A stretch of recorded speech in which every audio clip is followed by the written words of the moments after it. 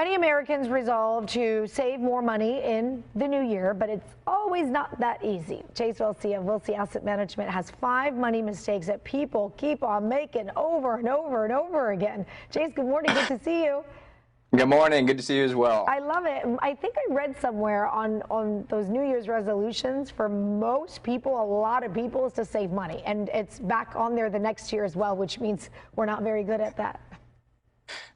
It's a very common one that I think normally tops the list of New Year's resolutions, including, of course, weight loss and things of that nature. But financial future is a big one as well. Okay, let's go through these mistakes. I'm going to take some notes and see if I'm making any of them myself. What is the first one? So first one I look at here is unnecessary insurance premiums. And don't get me wrong, insurance has its place in your financial budget.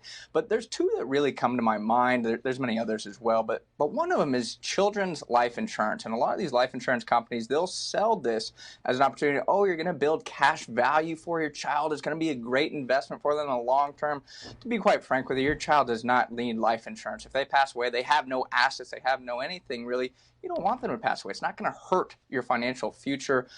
You'd be much better off investing in their future with, a brokerage account, just building your net worth for them.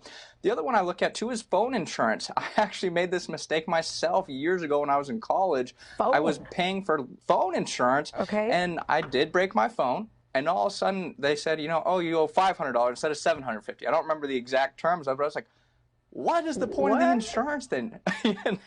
You have to really look at the contract and the details and look at the break even. Maybe you find a phone insurance program that works for you.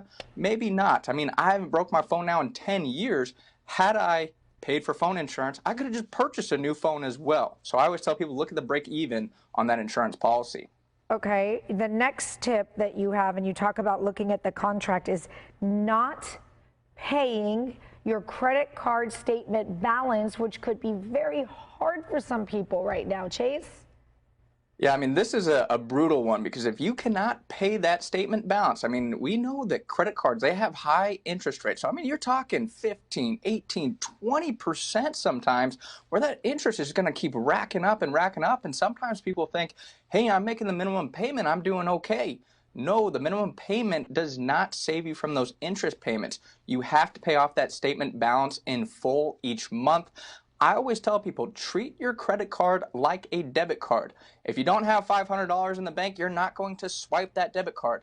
Same thing with your credit card. You don't have $500 in the bank, do not swipe your credit card. Big piece of advice I have there. We went through to that whole philosophy a few years ago, Chase.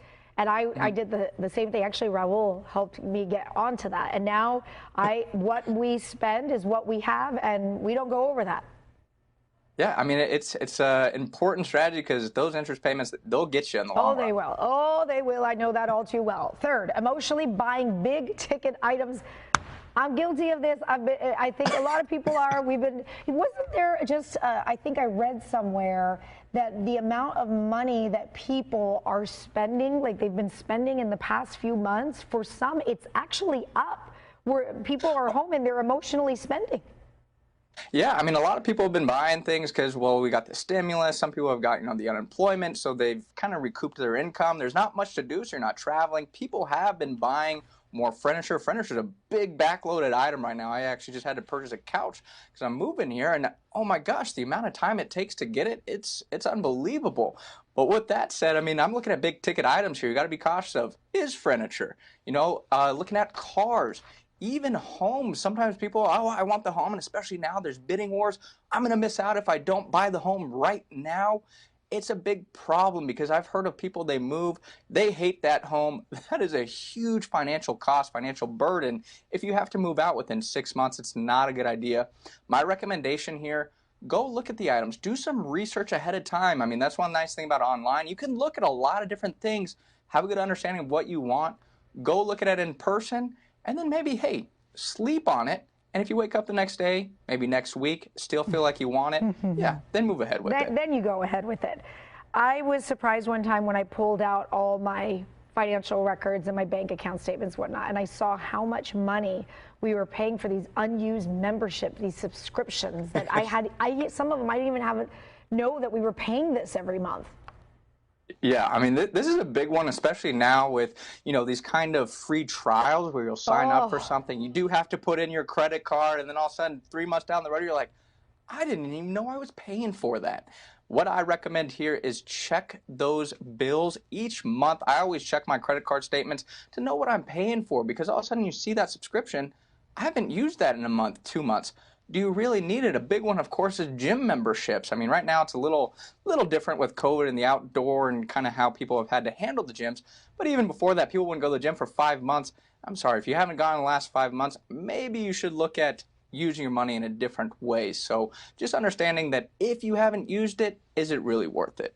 all right. And finally, this is one that gets all of us. This social media. You compare your life to other people's highlight reel, and it's going to get you in trouble. Oh, absolutely. And I mean, I kind of also look at too, some older people don't have social media, so I kind of say keeping up with the Joneses. You always have kind of that battle sometimes with the neighbor where the neighbor says, hey, I'm going to Palm Springs. The other neighbor says, oh, well, I'm going to Europe. You kind of always want to one up that person. It's the same thing on social media.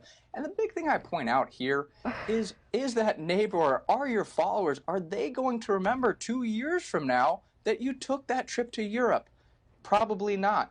But if you took out debt to do that trip and you're still paying off that debt for the trip, well, that's still with you, unfortunately. So you really have to understand that everybody has their own financial situation, and don't compare your lives to others. To be quite frank, they don't really care about your life as much as you think they do. Oh, yeah. See, that's where you go. Pen, mic drop. Boom. You're totally right, Chase.